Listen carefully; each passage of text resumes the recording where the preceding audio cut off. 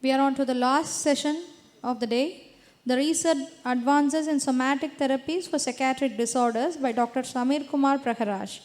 The session will be chaired by Dr. S. Sabesan. I invite Dr. Sabesan to take the dais. I welcome Dr. Samir Kumar Praharaj to take the dais. Dr. S. Sabesan, Shivam is a psychiatrist in Madurai East, Madurai, and has an experience of 47 years in this field. Practices at Apollo Hospital in Madurai East, member of Tamil Nadu Medical Council. Some of the areas services provided by doctor are stress management, obsessive compulsive disorder, cognitive behavior therapy, and adolescent medicines. I welcome you, sir.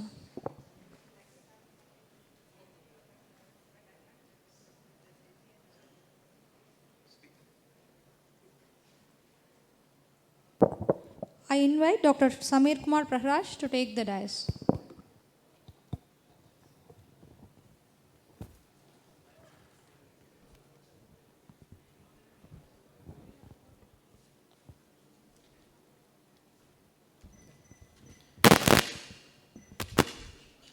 So, good evening, everyone. Thank the organizers for giving this opportunity. So, how much time I'll have? Okay. So, this being the last session, I'll try to be a little short. I'll try to focus on something which is important, and then maybe I'll rush through some portions. So essentially, I'll be talking about the recent advances in somatic therapies for psychiatric disorders. So we are all familiar with ECT, electroconvulsive therapy, but the other modalities of somatic therapies, so I'll be touching upon the new ones that are coming up. If you see the classification, let's say if we try to classify the somatic therapies, it will be essentially something which is non-invasive, in which you are not going inside the brain, you're not breaching the skin, or you can have an invasive modality like deep brain stimulation and other methods. So I'll not be touching much on the invasive modalities, but mainly focusing on the non-invasive methods. So you can classify them into a seizural kind and non-seizural. So we are all familiar with ECT, which is the seizural form of somatic therapy, and non-seizural varieties can include different modalities like TMS, TES. So I'll tell a little bit about those. So now if we divide somatic therapies in another way, it can be using a magnetic stimulation, we can use electrical stimulation, we can use ultrasonic stimulation and photic stimulation as well for modulating the brain functions. So among these, the electrical one, ECT, we are all familiar with. Magnetic stimulation in form of TMS is something which is catching up. There's very less research on ultrasonic and photic forms of stimulation. So I'll just briefly tell about that too. So essentially what I'll be trying to do is I'll mainly focus on ECT. What are the recent advances, recent changes that has happened in our understanding and administering ECT. I'll briefly touch upon magnetic and electrical neuromodulation techniques and a little bit about other neuromodulation methods as well. So one disclaimer that I want to give to the audience is several of these techniques, except for let's say ECT, we don't have a lot of evidence as such and are still considered experimental. Although, I mean, some of the practitioners would be using many of these methods, our actual understanding is still in infancy. So we'll start with ECT. So what are the problems or challenges? It's not problems actually, the challenges that we see with conventional ECT. Now with the current MCHA, the Mental Health Care Act, we know, I mean, unmodified ECT we cannot give legally. Although, I mean, there's a lot of evidence to say that it is very safe. At least I have used this for more than 8 years and it's quite safe. Although we may not be able to give this anymore. Even if we don't have an anesthetist, we may not be able to administer ECT. And I cannot imagine a situation where I don't have ECT. How do I manage my patients? Modified ECT, of course, requires anesthetist, and most of the psychiatrists do not have good training in anesthesia per se. Although this is one area which I think our Indian Psychiatric Society, including our South Zone, should actually take up some certification in anesthesia techniques for ECT, for practicing psychiatrists. The other thing is, although we have moved a long way from sine wave ECT to brief pulse, so we still use bilateral ECT, brief pulse ECT, as the most common form of stimulation. But it is associated with its own problem, like cognitive deficits. So I'll tell about some newer methods which will have less of these deficits. And of course, lack of awareness. Still many people consider ECT to be the last resort, which should not be, because we know there is a lot of evidence to say that ECT is very effective, safe, but still there's a lot of stigma. Again, media has a role to play, and of course, I mean, we should be educating people more and more. And of course, the last thing, which is very important and which is, I think, one of the most underemphasized in Indian context, is any standardized training in ECT and certification. We don't have any certification. Anyone who joins a postgraduate program, next day they start giving ECT without having proper training. So these are some things that we need to think about. Now, some of the things, our understanding about the ECT method, many of you would be practicing psychiatrists and would be using ECT. What is adequate dosing? So how do we identify? Essentially, we talk about, let's say, finding a threshold and using moderately suprathreshold, which is for bilateral ECT. This, I think, most of you would be following. It's around 1.5 to 2.5 times of the seizure threshold. We don't use unilateral ECT a lot, but then if you are using, you'll have to use actually suprathreshold ECT. You should be using around 3 to 5 times. Once you find the threshold, that's when it is effective. And you see, like the cognitive deficits would be almost similar in unilateral versus bilateral, that way. What's the best method to identify seizure threshold? Although there are other methods as well, like you can use a very fixed high dose method, which will be adequate to, let's say, generate a seizure. Or there are other methods, like there are algorithms based on, let's say, there's some software in which you input some patient characteristics which identifies specific, let's say, using a particular algorithm, and it calculates the dose. So that is the other one. Third method, which is the most practiced one, and I think one of the best method, is empirical titration. So you try to identify the seizure threshold and then try to dose the stimulus dose based on that. Like I said, 1.5 times of the threshold. So it is actually seen that if you're increasing the dose relative to seizure threshold, that is one of the best method, even for unilateral ECT to generate, let's say, to be more effective. So essentially, it is not the absolute dose which is important, but it is how many times of the seizure threshold. So this is a well accepted thing now. Different electrode placements. I think we all are aware about bitemporal. We all are using bitemporal mostly. But then if you see, there are 3 other standard electrode placement methods. There are many others which are less well studied. But if you see, bifrontal ECT is another one, which is almost has equal efficacy like a bitemporal ECT, and with possibly less of cognitive effects. Right unilateral ECT, that is something which you can try, in specifically used in depression.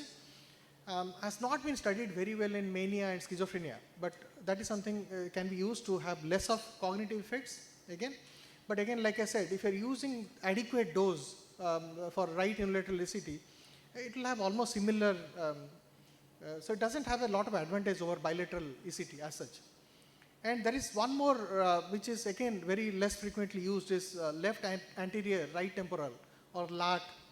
So that again, there is possible less of cognitive adverse effect, but again very less well studied.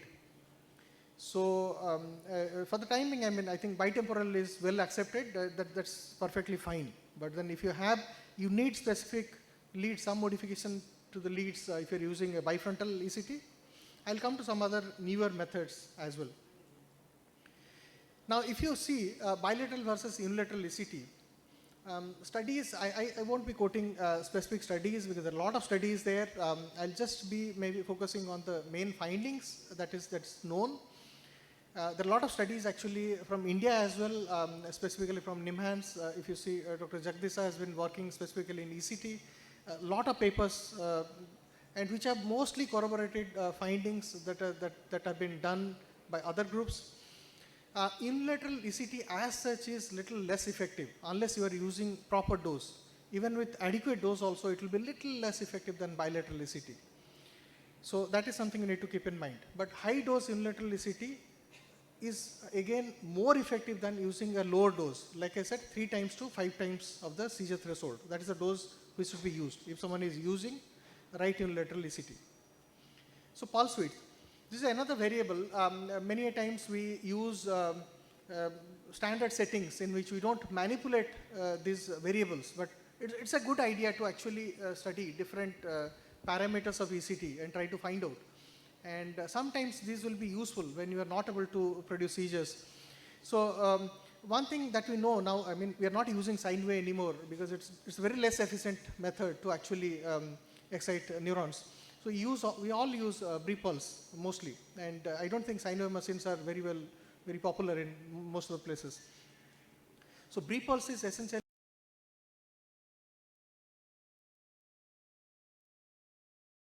that's a pulse width. Now there's something called ultra brief pulse, which is less than 0.5 millisecond, usually in the range of 0.2 to 0.3 millisecond, which is actually much better than brief pulse in many ways, in the sense the dosage requirement will be much less. The final charge that is needed to produce seizures is much less.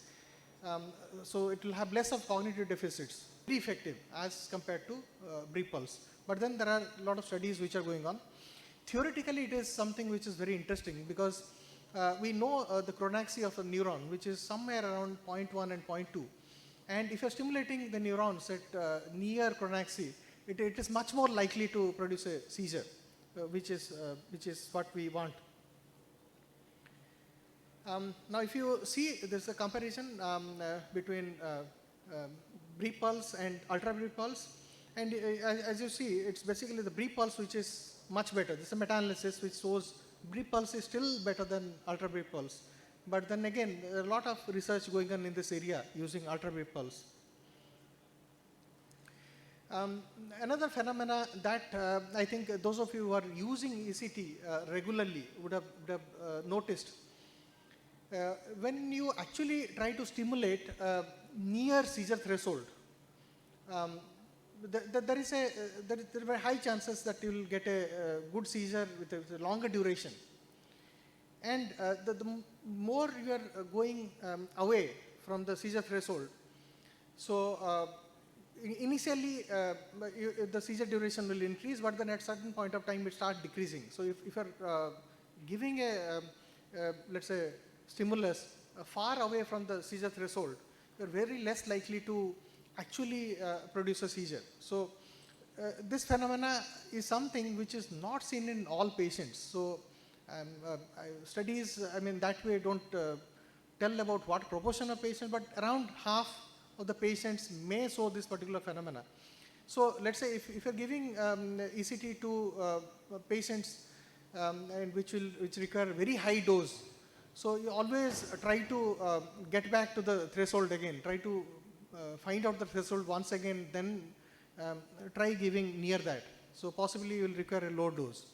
So this is something that we found because when I saw in our institute also, like there are some patients who are actually receiving ECT beyond 500, 600 millicoulombs.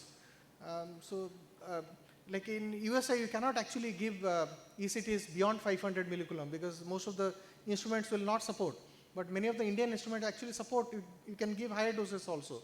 Some patients would be getting around 1000 millicoulomb also. So you try to find out the threshold once again, and possibly you will, if you are giving ECT near that, it's more likely that you will produce seizures. The other thing that I want to discuss was seizure adequacy. So what is adequate seizure for, let's say, therapeutic benefit? So initially we started with having a seizure convulsion. So that was considered therapeutic. But then from that we moved to, let's say, the one that we regularly use, that 15 seconds of motor seizure or 25 seconds of EEG seizure. So that's the next thing. That's what most of the places should be following. But the standard guidelines now say that we should be moving more from this quantitative criteria to more qualitative kind of criteria, in which we should be actually looking at the quality of the seizure rather than the duration of the seizure. And by quality, I mean the kind of polyspike activity that you see, or the kind of the delta activity that you see, or post-ictal suppression that you see, the duration and the quality of post-ictal suppression. This is something which is important rather than just having the quantity, like let's say 15 seconds of seizure. There are more advanced models. There are a lot of research. Actually, now we understand that it's not just the quality as such, but then what is the electric field that is generated in the brain because of ECT, which is very difficult to actually measure. But then there are ways to study that. And there are softwares which are being developed in which you can actually measure the electric fields. And so this is a comparison of, let's say, bifrontal versus bitemporal. So you see different areas of brain are differentially activated. And possibly that can explain some of the differences that we see with different forms of ECT. So brain modeling to predict efficacy is something that we look forward to in future with ECT. There are other specific forms of, let's say, stimulation that has been tried. One is called FEAST, Focal Electrically Administered Seizure Therapy. So essentially what people do here, usually when we are using ECT, we are using, let's say, bidirectional ECT. So there's no anode and cathode per se. But here you will have a unidirectional ECT stimulus. So you have an anode and a cathode. So it's something that has come from previous studies. I mean, we all know monophasic current is much more efficient than the biphasic. So that is true for ECT, for TMS, TES. We'll discuss about that a little bit. And asymmetrical electrodes. Here, the anode is actually small and cathode is large. So the electrodes are asymmetrical. What we regularly use is symmetrical electrodes. And if you see, it just need around 3 millicoulomb of current to produce a seizure. So it is that low. I mean, contrast this one with the usual patient where we would be giving somewhere around 60 to 90 millicoulombs to produce a seizure. So such a small amount of current, which will actually have very less of cognitive effects. There are other kinds of ECT that have been tried. This is something which there are not a lot of studies, just one report. But rather than having brief pulses, there are brief micro pulses. So one pulse is basically split into, let's say, 4 micro pulses. So the initial animal model research suggested around using around 10 micro pulses. But then the one that was actually used in a patient had 4 consecutive 250 microsecond pulses. So separated by again 250 microseconds. So that would be the burst kind of stimulus. So there actually they found the reorientation time was less and the seizure quality was almost similar to the traditional ECT. So this is another area which need to be studied further. So we don't have a lot of studies in this particular method. The other thing that has come up is magnetic seizure therapy. So here you use a magnetic stimulus again to produce current, using the same TMS-like principle. I'll tell a little bit more about that. So you produce electric currents, but you are bypassing because you are not applying current directly to the skull. So we know that actually when we apply current directly to the skull, 90% of it is shunted out. So only 10% is actually effective. So here you are bypassing that one by using a magnetic field. You are directly producing electric current in the target area. So what has been seen is you actually induce seizures, but which is much more focal as compared to the traditional ECT. And the cognitive effects are less. So again, the effective current that you actually deliver is much less. So cognitive effects will be less, there will be faster reorientation. So that's the advantage. But the problem is we don't have a lot of magnetic seizure therapy in India till now. And it requires a lot of, let's say you need almost 4 times the power that you need for TMS. There are other changes in which, so we know, amplitude variations, like I was talking about different variables that can be changed, discussed about pulse width. So usually current amplitude that we traditionally use would be somewhere around 800, 900 milliamps. So people have tried low current amplitude, specifically in context of MST. How it can be done? So rather than using a particular current for all patients, so let's say 900 milliamperes, what you do is you try to find out the motor threshold and then titrate it accordingly. So some patients will require, let's say, lower current amplitude. So we are not identifying those patients right now, but that's another method which can be done. So you can give actually 500 to 600 milliamps and produce the seizure. But then this may not work in all patients. This is what we have seen clinically. So some patients, they don't actually, we are not able to produce seizure if you are using 600 milliamps. So they may require higher current. Similarly, the frequency of the stimulation. Usually we keep it fixed at let's say 125 PPS. So what can be done is, if someone is not actually getting seizures, you can actually reduce the frequency. So one interesting study, actually it's an old study from NIMHANS, and in other places also has been tried. There are some changes that can be done to the individual parameters. The other changes that have happened in ECT anesthesia. So traditionally we use for induction thiopentone. So, but if you see, there are a lot of problems with thiopentone. So there are other alternatives, like all over the world, I think people have switched to methoxetal. We don't use that one commonly in India. But the other alternatives to thiopentone would be ketamine. So ketamine is easily available in India and can be used. And rather there are different combinations which have also been suggested, which will be lot more beneficial as compared to thiopentone. Because thiopentone, we know, when you give a higher dose of thiopentone, it actually is an anticonvulsant. So it will actually increase the threshold again. So you can use, you can add on ketamine if you want to, let's say, have to give very high dose of thiopentone. You can cut down on thiopentone, add on other substances, like even ketamine can be added to thiopentone. Or other combinations like ketamine, propofol combinations, ketofol, what we call, or ketofol with dexmedetomidine. That is another combination that is there. So there are all different ways in which you can reduce the requirement of thiopentone, and you can produce induction. Also, ketamine, we all know, has other properties as well. It has independent antidepressant property.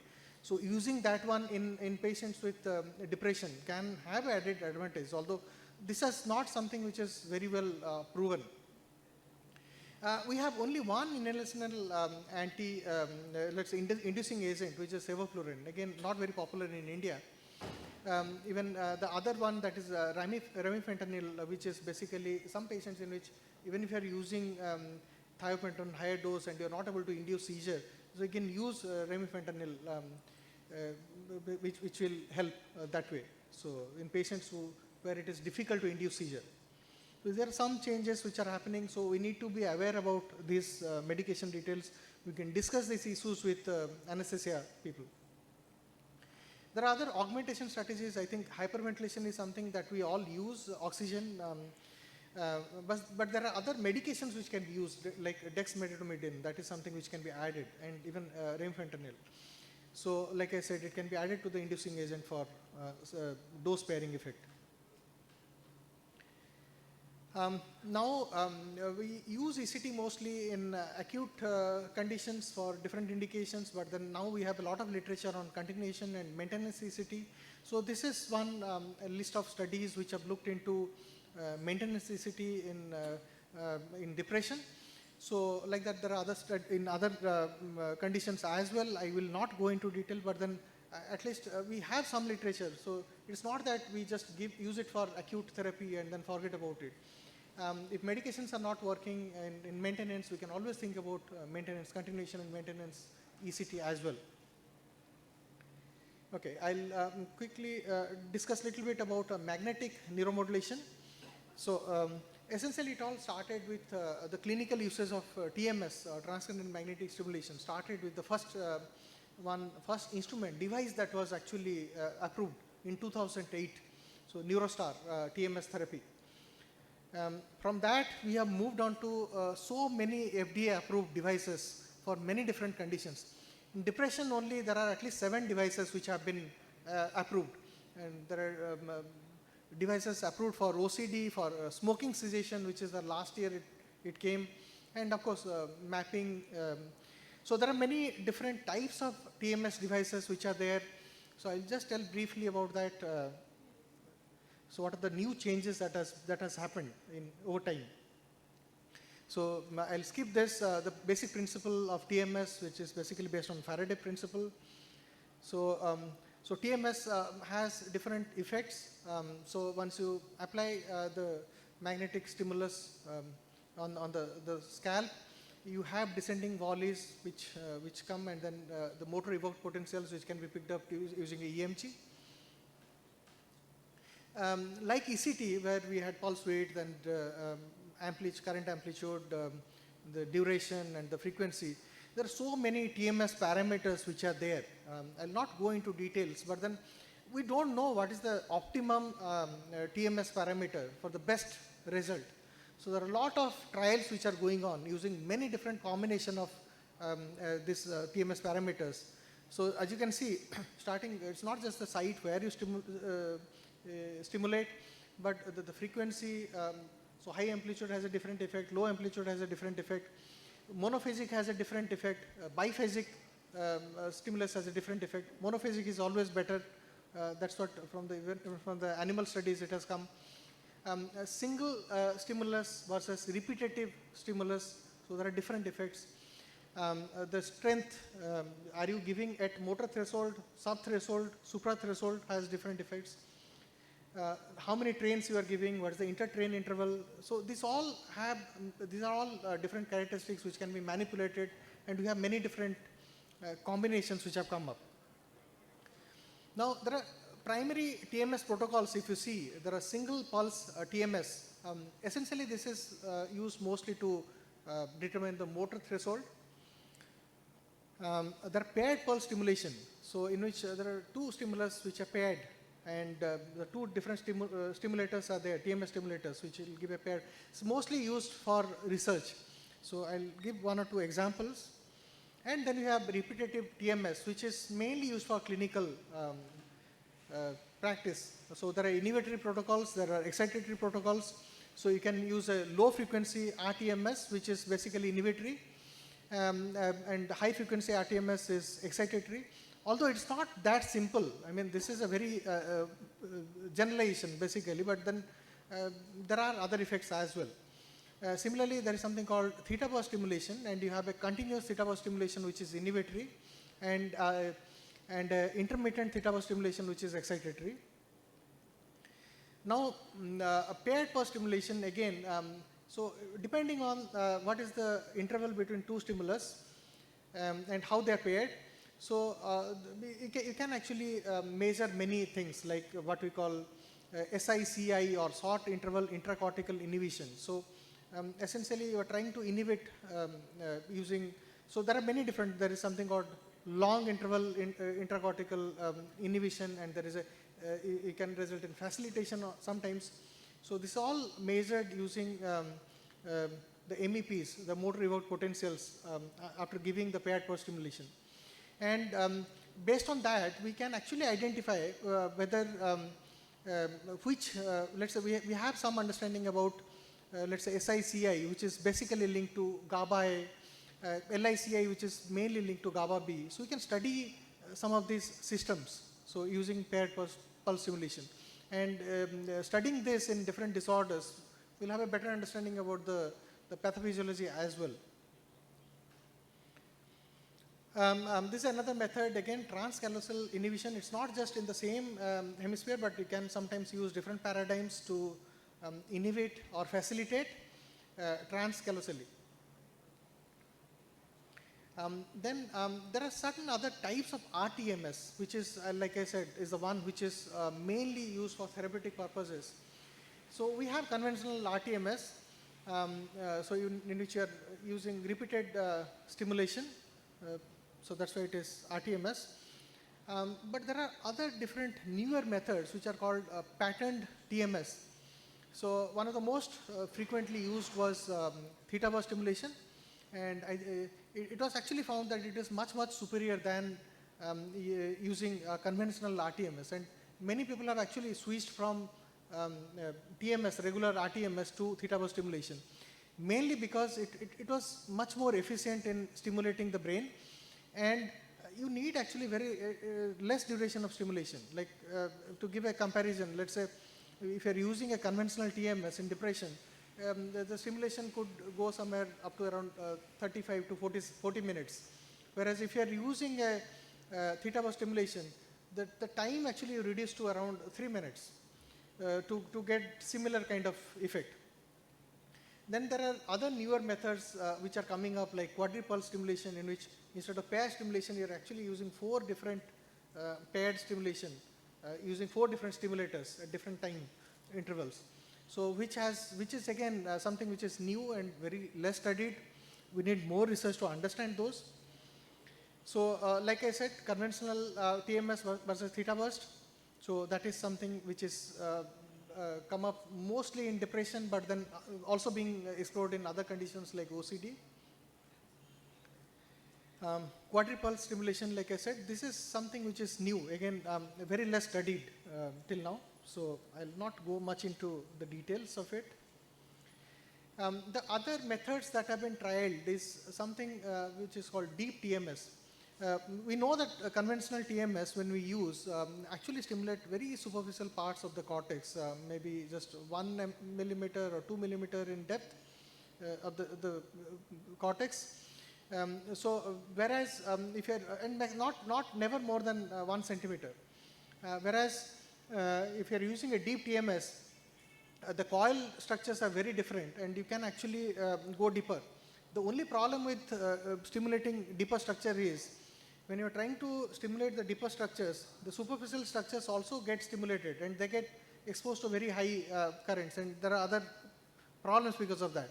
That's why people started modifying, designing the coils in different ways.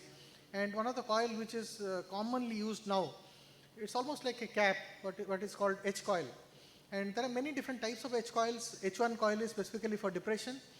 Similarly, you have a host of coils. So you see, there's a whole list of coils for stimulating different areas. So one advantage of this one is, if you have this one in your clinic, you don't have to bother about localizing. You just put the cap, and then you can stimulate. You don't have to bother too much about localizing a particular area. The other forms, gradually we understood that repeated application of this RTMS actually is more useful than having few sessions. So more the number of sessions, more the number of pulses, actually it is more useful. So there are different methods in which you try to stimulate even twice in a day or more times in a day using higher doses, more number of stimulus, and what we call accelerated TMS. Again, we need to always follow the safety guidelines, because we know TMS actually produces action potentials, and there is a possibility of inducing a seizure. So, so if you're following the safety guidelines, very less likely, but then there is a possibility of inducing a seizure also during a TMS session. So the other methods, specifically when you want to focus a particular area. So previously we started with very approximate rules, like let's say 5 centimeter anterior to the motor area to identify a DLPFC or dorsolateral prefrontal cortex, which was very inaccurate. It was not something very good. But then gradually we started using the EEG-based location methods. From that, we have moved to neuronavigated TMS, which is one of the best possible way in which you can localize specific area and see when you have, let's say, you are administering TMS, actually you can localize and see whether the coil is actually positioned properly. If it moves, you need to adjust the head that way. So neuronavigated TMS is one method which will improve the let's say approximation and identifying the proper area, which one, the one that we are stimulating. And in the end, robotic TMS again are not available in many places in India. So basically what happens is, again you are using neuronavigation and then it gives a feedback to the robotic arm. And if there are movements, head movements, it actually automatically adjusts the position. So that way you don't have to do it manually. So it automatically adjusts itself, getting a feedback from the system.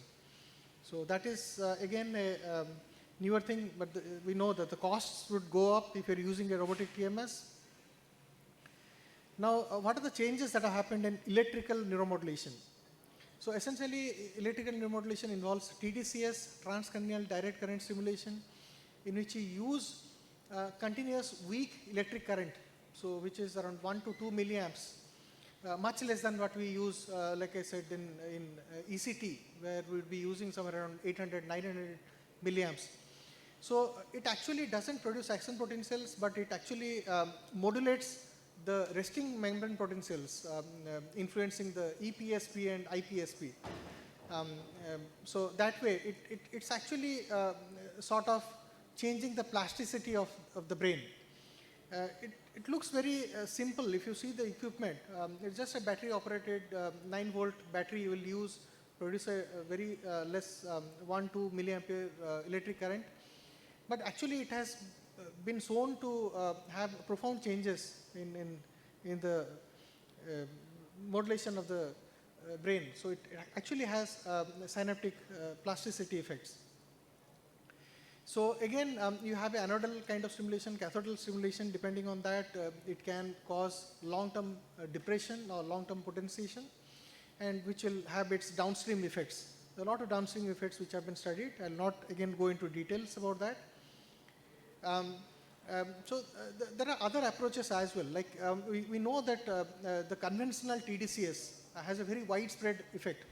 This is again seen using electrical modeling studies, in which there's a widespread activation of the brain using conventional TDCS. Whereas there's another version of TDCS which is called high definition TDCS, which will have a very focal effect. So, so you have, depending on the central electrode, whether it's a cathode or an anode, so you can have excitability or inhibitory effect. So what are the potential applications? There are a lot of things that can be done. So you can actually identify the neural activity and try to modulate that. It has effects on cognition, effects on changes in behavior. It of course improves clinical symptoms in some certain conditions. At least it has been found to be useful in schizophrenia, for refractory auditory hallucinations. Some research in OCD and depression as well.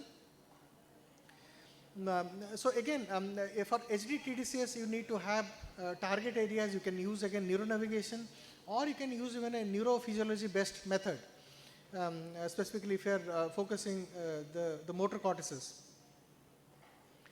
You can have, like I was telling about ECT, you have modeling studies to identify which area of the brain is getting activated. So there are sophisticated tools which are there, which will help us actually model and predict which area is likely to get activated. So before even you stimulate. A combination of TDCS and TMS is very interesting because you can study the changes in plasticity using MEP.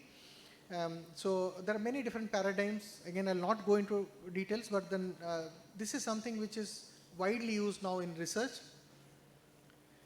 A combination of TDCS with fMRI. Initially the problems with older fMRI machines, because it was very difficult to actually use a TDCS equipment, but now there are fMRI compatible equipments which can be used, and then you can stimulate and then you can record the changes that are happening. So what way the brain connectivity changes are happening. So that again will help us predict responses. And even there are interesting ways in which it can be used, like you can actually identify an abnormality.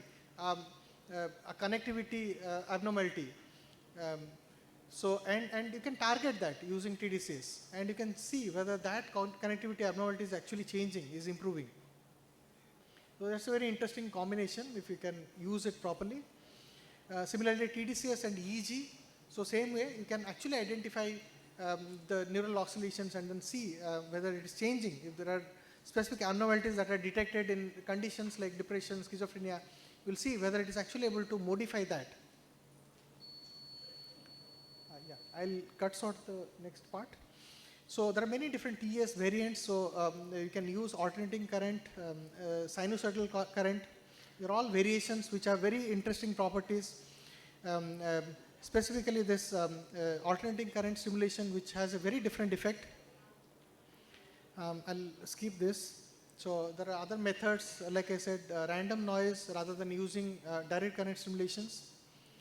Pulsed current stimulation, which is different from the direct current stimulation. And there are many other neuromodulation techniques which have come up. I'll just 2 minutes, I'll wind up. BNS, we all are aware about. This is an old method, invasive method, but there are non-invasive BNS techniques which are there. So transcutaneous and transcutaneous auricular BNS, which can be used to stimulate the vagus nerve, mainly used for depression and also for headache. External TNS devices, occipital nerve stimulation. Again, it's an invasive procedure. Spinopalatine ganglion stimulation. So that is another method which has come up mainly for headache. This is another interesting low field magnetic stimulation which came out of basically ecoplanar MRI imaging. Again, is being studied. Transcutaneous occipital nerve stimulation, so using this handheld device. So these are all newer methods which have come up. Focused ultrasound. So this is again very interesting. You can actually generate specific, modulate specific areas in the brain. High intensity focused ultrasound. This is mainly used for specific conditions like movement disorders, chronic pain, in which it's basically a type of neurosurgery which is non-invasive. Anyway, surgery would be invasive, but then they're not actually opening the skull. LIPUF is a non-invasive brain stimulation technique using ultrasound. So again, a lot need to be studied. It's not used much, mostly in research phase. The other method is photobiomodulation, which is basically borrowed from dermatology, orthopedics. So there are methods in which you can use actually in transcranial photobiomodulation. Again, mostly a research tool. So there are many different adaptations of this method. So again, the same thing. So the invasive techniques, again, I am not going to discuss much about that. So just to summarize, there are a lot of changes that have happened in ECG techniques. We need to be aware about the newer methods, the newer strategies that are being developed, and these need standardization. So a lot of studies need to be done. Several newer techniques have come up. Again, we need to, let's say, be aware about those methods because it is going to come in future. And actually, there is going to be a branch like interventional psychiatry someday. So there are many novel tasks and imaging methods which are being paired with neuromodulation experiments. And optimization of these protocols is needed to identify which one is the best technique. And there's a possibility of personalized treatment with these all protocols. You can identify abnormality, try to correct it. But then, yes, many claims need to be substantiated. In the end, just want to tell about the collaboration that we are doing with NIMHANS and CIP Ranchi in this particular area. So we also have a clinical research center for neuromodulation.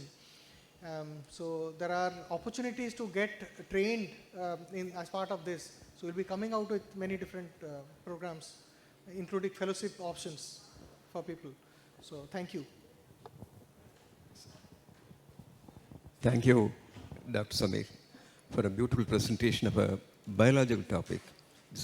Nowadays it is very difficult to find such a topic like this. And your presentation was essentially interesting for a few reasons. One is, as I said, I'm basically a biologist, biological guy. I would rather like to hear such a topic than anything else. It's absolutely personal. The other thing was it was very brief, precise, and still very exhaustive. And I can see the amount of work that you have put behind to present such a paper. And it also indicated there's one more lacuna in our research.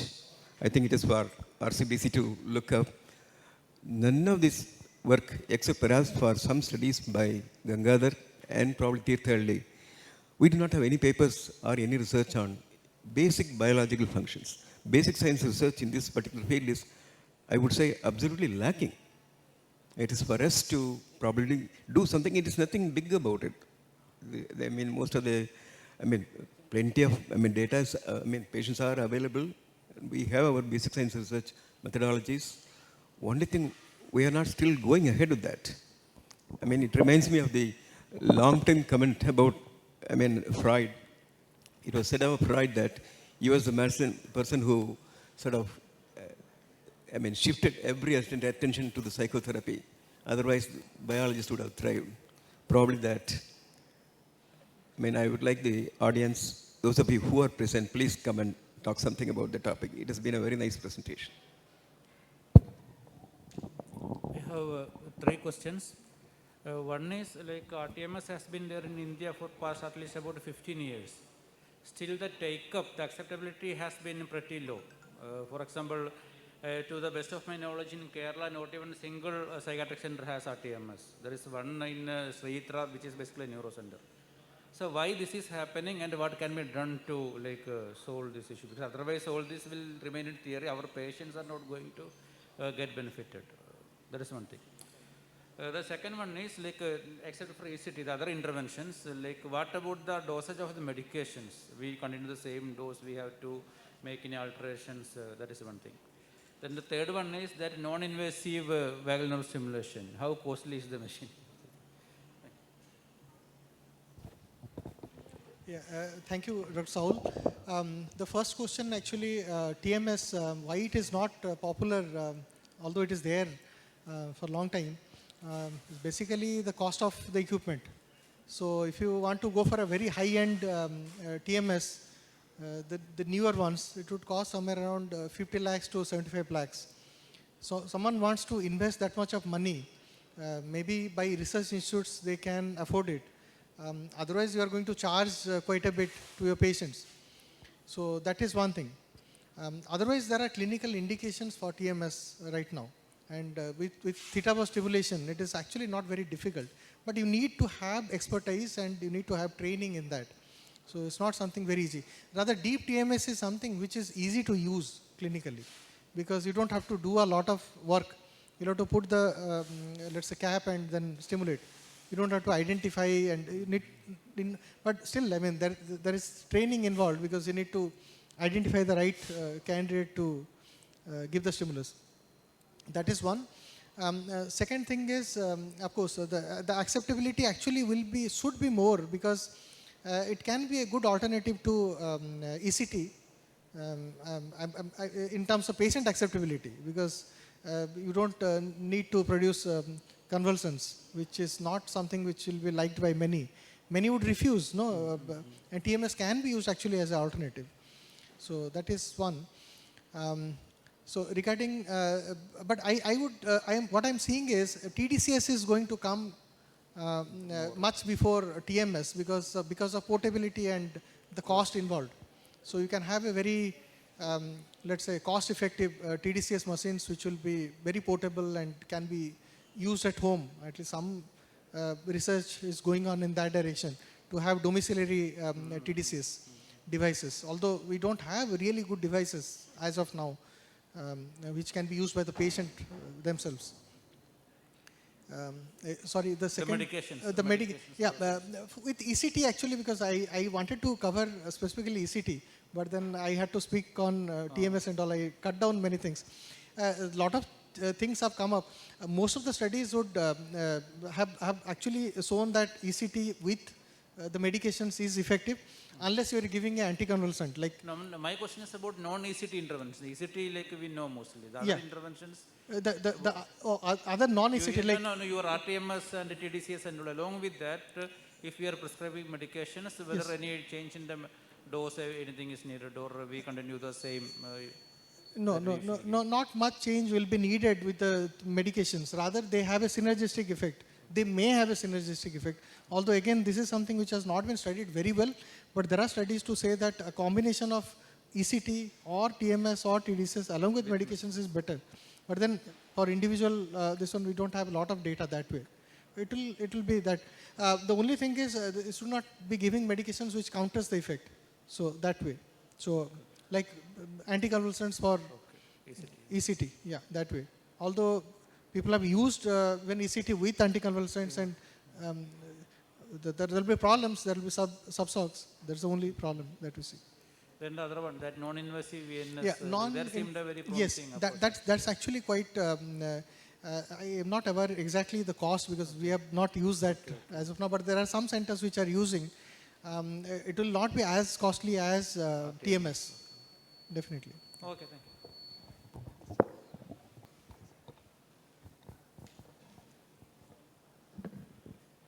Thank you, Dr. Samir. I mean, I echo what the chairperson said in terms of, so much of effort has gone into presentation. Thank you. It was a big learning for me. I was just curious to know, what in your work, in your everyday work, what would you see as indications for TMS, and how have you used it? Like, in your actual work, how have you used and said, okay, now let's try TMS? I would like to know that thought process from you. And also, if you have done that for TDCS outside of research as well, when do you think you would actually consider that as an option? And do you have any data with you of using these without simultaneous use of antidepressants? Thank you.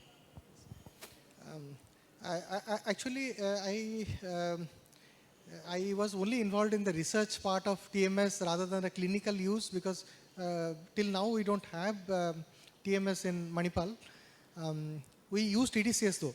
So both for research as well as non-research use now. Mostly we use for treatment-resistant auditory hallucinations, that is one indication. Depression sometimes, but mostly for treatment-resistant auditory hallucination till now. The medications part, sorry sir, I forgot the second part of the question. Without medication, sir.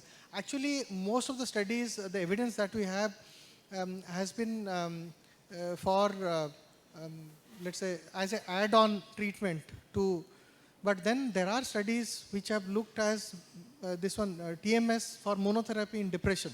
So depression, it has been used. So at least outside, that's how it got FDA approvals. So people, those who are not accepting medications can be given TMS using theta burst stimulation. So that is possible. But most of the studies have shown that using antidepressant along with TMS is more effective than using TMS alone. So that way. So you had mentioned about that brief pulse width, like altering the pulse width of the ECT. So how is it affecting the total number of sessions for the ECT in a patient? Yeah. So if you're using brief pulse, like I said, you were asking about ultra brief pulse or brief pulse? Ultra brief pulse. Ultra brief pulse actually is little less effective than brief pulse, and you may end up with more number of sessions. So you may have to, I mean, most of the studies have looked at higher number of sessions if you're using ultra brief pulse, but with less of cognitive adverse effects. So that is something that we need to keep in mind. I think same goes for the other methods like let's say TMS. You may have to continue this for longer sessions to have a sustained effect. Otherwise the effect wears off. So that is something we need to keep in mind. So the cost involved will be almost, it can be more actually, yes. When you use these ultra brief methods, is it possible to give it on a daily basis, or should it still be twice a week kind of thing? And my second question is, any of these interventions, have they been actually, any literature you have of their use in children with autism for, let's say, a lot of stereotype behaviors or any particular autism-related behavioral difficulties, if these technologies have been used for intervention? Yes, sir. So this ultrabrief pulse actually can be used more frequently because of the less cognitive effects. So that way you can reduce the time. So ECT also that way was being used, daily ECTs, but then because of cognitive effects we space out. So that way you can increase the frequency of ultrabrief pulse ECT. Theoretically it is possible, so you can do that. I think most of our equipments, the newer equipments, there is an option of ultrabrief pulse. So we can use it in routine practice as well. The only thing is, like I said, the efficacy will be less and then probably more number of sessions. So the cost actually goes up, I mean, in private places, because you'll again have to give anesthesia, you'll have to, so those costs will go up. And the anesthesia risk, of course, is there. That is one thing. In autism research, yes, TMS has been used. TDCS research also is being done for, again, what I would say is that the effects are very preliminary to actually recommend something. So it is still not recommended for routine uses as such. But yes, so there are literature at least for autism. And actually, that is one area which, because autism, we don't have any specific medication also to target any of the core symptoms. So identifying, let's say, some form of neuromodulation techniques which will, let's say, change the plasticity. So is something which will, even a little change can be beneficial. So in autism, that way. So that way it is a very exciting area for research. Thank you very much for a nice paper. We'll close the session. Thank you. Thank you, sir. That was an impressive session. I welcome the chairpersons to honor our speaker, Dr. Samir Kumar Praharaj.